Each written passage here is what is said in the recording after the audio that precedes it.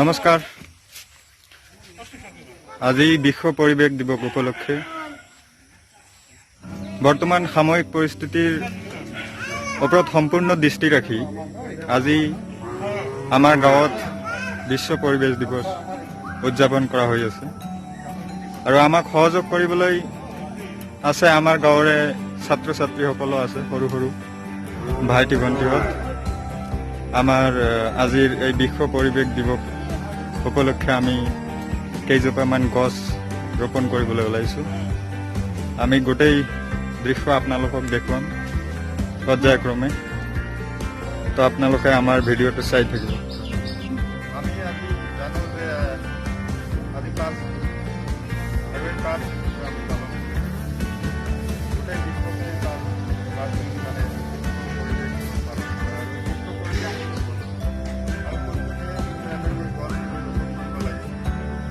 আমি আজি ইয়াত সকলোৱে এই গছ ৰোপণ কৰিবলৈ তো আমাৰ মাজত আজি মানে বিশেষ অতিথি আছে। তেখেতক আমি আমাৰ সন্মানীয় বায়ু প্রদূষণ হয়ে গেছে, যেটার মাধ্যমে আমরা প্রত্যেকটা মানুষ মানে শ্বাস প্রশ্বাসের খুব কষ্ট পায় আছে, বিশেষ করে ছোট্ট ছোট্ট ভাই বোন গুলো দেখলে এগুলো আরো বেশি করে কষ্ট পায়। তো তার জন্য বিশ্ব পরিবেশ দিবসের দিন খালি গাছ কাটা সংকল্পই না হয়, যে আমার একটা এই যে যেমন ধরে একটা বড় বট গাছ আছে, এই অঞ্চলে এত বড় গাছ নাই, এই গাছটার সুরক্ষার জন্য আমরা কি করলাম? গাছটা আস্তে আস্তে ধ্বংস হয়ে যায় আছে, এই গাছটার জন্য আমরা কি চিন্তা করছি? সুরক্ষা একটা গাছ কাটানো বড় কথা নয়, কিন্তু একটা তো বৃহৎ গাছ আছে, এই গাছটা আমরা সুরক্ষা দিলে মহল্লা শুনে না।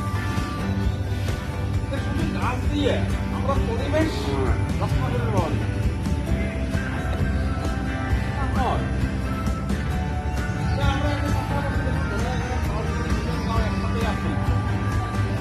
আমরা কমসে কম সরকারি ভাবে কি যোজনা করতে পারো, সরকারের কতদিন পরিষ্কার করি দাও, কিন্তু মূল কি করছো?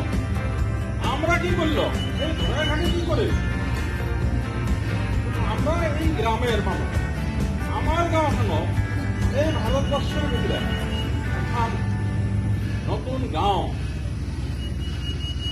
এখন নতুন গাঁও আর পুরোনো গাঁও, কিন্তু আমরা আজের যুগত এখন নতুন গাঁও আরম্ভ করবো। মানা যে এই যে আমার উঠি আছে যে নতুন প্রজন্ম, এই প্রজন্ম আমরা এখন সুস্থ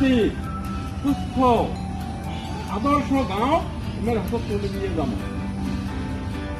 সেটা অভিভাবক শ্রেণীর কাম আছে আমার। আজকে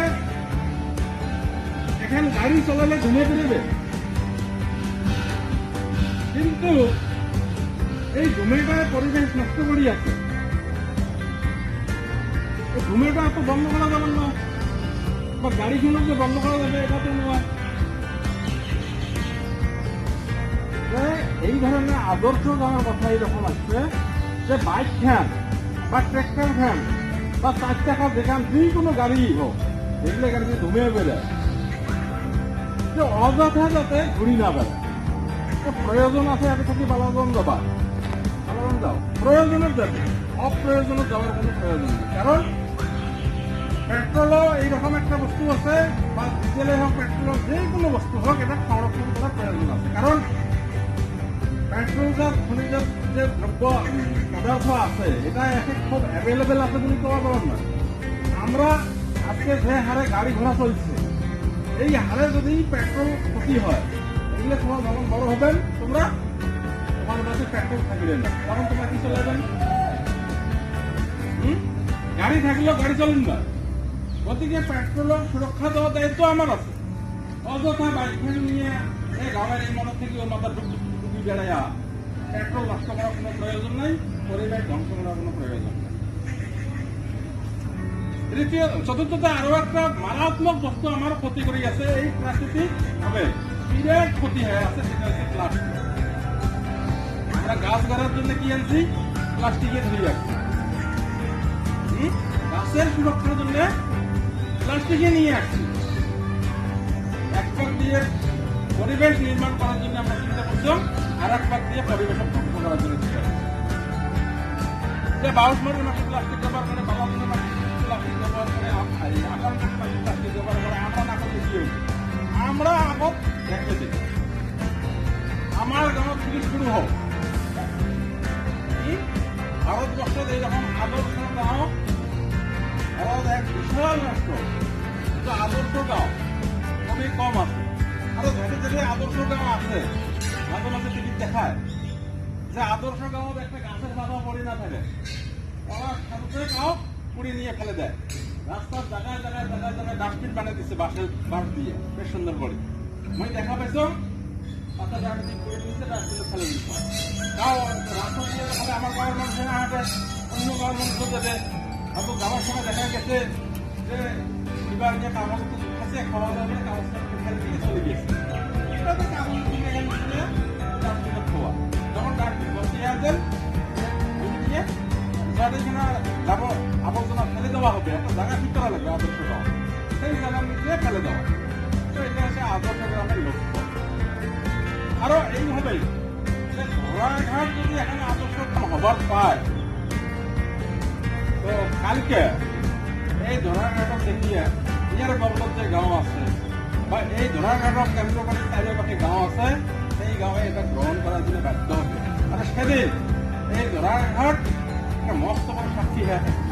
গতিকে মই আজিৰ এই বিশ্ব পৰিৱেশ দিৱসৰ দিনা সবাকে অনুৰোধ কৰক, এই যুৱক শ্ৰেণীক মই অনুৰোধ কৰক বিশেষ কৰি, যে আমাৰ এই ধৰাঘাটত আজকে যাতে নতুন এদিকে যে একটা পদক্ষেপ হাতত নিছেন, তার জন্য মই তোমার সবাইকে ধন্যবাদ জ্ঞাপন করছি। বিশ্ব একটা সুস্থি ভারসাম্য ঘুরে আনার জন্য একটা পদক্ষেপ হাতত নিছেন, এটার জন্য সচা করে তোমরা ধন্যবাদের পাত্র। আরো এই ধন্যবাদের সাথে মই আরো যে দু চারটে কথা বলো, যে ধরাঘাট এখন আদর্শ গাঁও কেমন করে করা যায়, এটা একদিনে পরিকল্পনা হবার নয়, তার জন্য সময় লাগবে, একটা লম্বা সময় লাগবে। আরো এই লম্বা সময় যুঁজাবো আমরা, যদি আমরা চেষ্টা করম, আমরা নিশ্চয় এই গাঁও প্লাস্টিক মুক্ত পরিক্রম এখন আদর্শ গ্রাম আমরা আরাম যে করে জমা। এটা হয়তো সময় লাগবে 20 বছর, সময় লাগিল।